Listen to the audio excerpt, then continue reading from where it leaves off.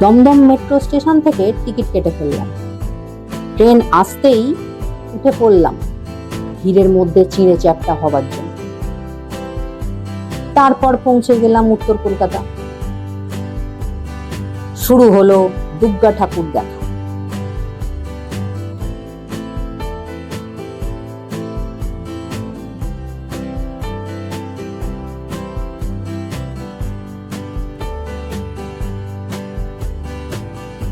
নানান প্যান্ডেলে ঘুরে ঘুরে দুর্গা ঠাকুর দেখলাম।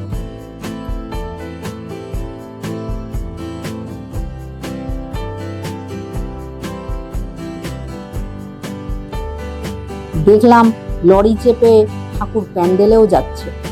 দেখলাম এআই ঠাকুর। তারপর পৌঁছে গেলাম রাজবাড়ি।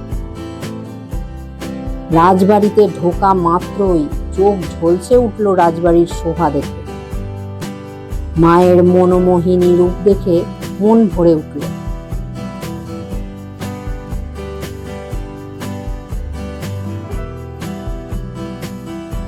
রাজবাড়ির শোভা ও কলকাতার পথ চলতে চলতে বড্ড খিদে পেয়ে গিয়েছিল। রাজবাড়ি থেকে 2 মিনিট হাঁটা পথেই পৌঁছে গেলাম দাদার পাইস হোটেল।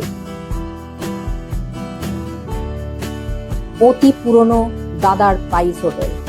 সেখানে লাঞ্চ সেরে আবার বেরিয়ে পড়লাম ঠাকুর দেখতে। প্রতিটা প্যান্ডেল ও প্রতিমা খুব সুন্দর। তারপর হাঁটতে হাঁটতে চলে এলাম বাগবাজার রেলওয়ে স্টেশন।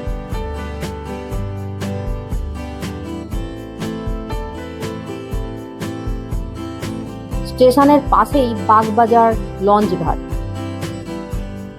সেখান থেকেই একটা 12 টাকার টিকিট কেটে ফেললাম।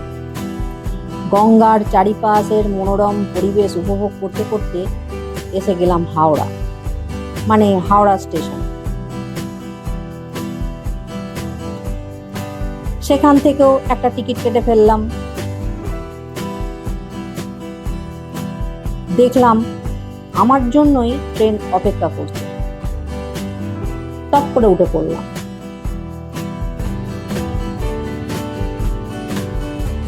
ট্রেনও চলতে শুরু করলো।